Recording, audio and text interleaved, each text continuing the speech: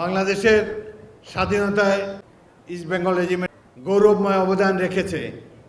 এ কথাটি আপনারা কি স্বীকার করেন? যারা স্বীকার করেন তারা হাঁ বলুন। আমার মনে হয় হাঁ জয়যুক্ত হয়েছে, হাঁ জয়যুক্ত হয়েছে, হাঁ জয়যুক্ত হয়েছে। ইস্ট বেঙ্গল রেজিমেন্টের এই যে গৌরব গাথা, এটি আমরা গ্রামে গ্রামান্তরে জনগণের কাছে ছড়িয়ে দিতে চাই, রাজনীতির ঊর্ধ্বে রাখতে চাই।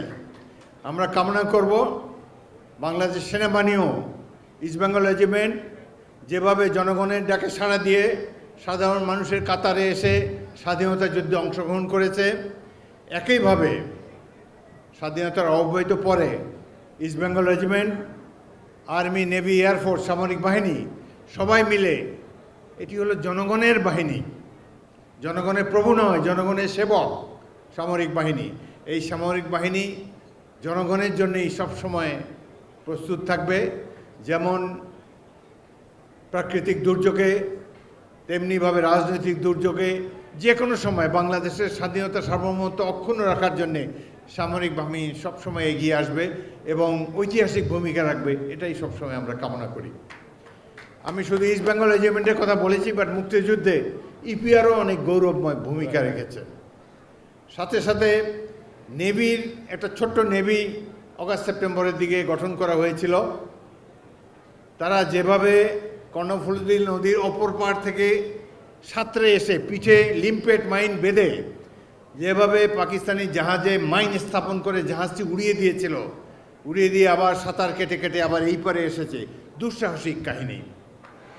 এই অভিযানে যারা অংশ নিয়েছে তাদের প্রত্যেককে গ্যালান্ট্রি অ্যাওয়ার্ড দেওয়া ছিল, সবাইকে, দু একজনকে হয়তো দিয়েছে, সবাইকে দেওয়া ছিল। বিমান বাহিনী গঠিত হয়েছে এরকমই, kilo flight. Air vice marshal Khandaker তার প্রথম অধিনায়ক ছিলেন। আমি একটা ইউটিউবে দেখেছি, স্কোয়াড্রন লিডার শামসুল আলম, সে যেইভাবে একটা পুরানা ভাঙ্গা বিমান নিয়ে আগরতলা থেকে ফ্লাই করে চট্টগ্রাম বন্দরে গিয়ে বোমা ড্রপ করে এসেছে, দুঃসাহসী সেই কাহিনী। সুতরাং এটি নিয়ে বাঙালি গর্ব করতে পারে, পৃথিবীর কোনো জাতির চেয়ে আমরা ছোট নয়।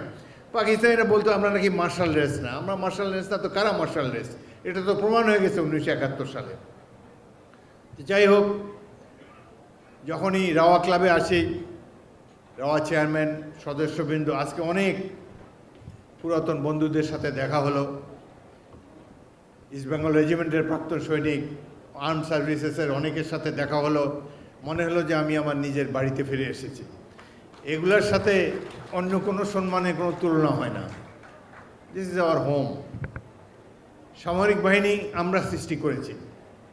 1971 সালে 25 জন অফিসার ইস্ট বেঙ্গল রেজিমেন্টের 5টি ব্যাটালিয়নে এবং captain Rafiqul Islam, major Abu Osman Chowdhury ইপিআরের, east Bengal রেজিমেন্টের 5টি ব্যাটালিয়ন এবং ইপিআরের এই দুটি ইউনিটের অধিনায়ক 30শে মার্চ পর্যন্ত তারা বিদ্রোহ করে প্রতিরোধ যুদ্ধ শুরু করে এবং এরাই মুক্তিবাহিনী গড়ে তোলে।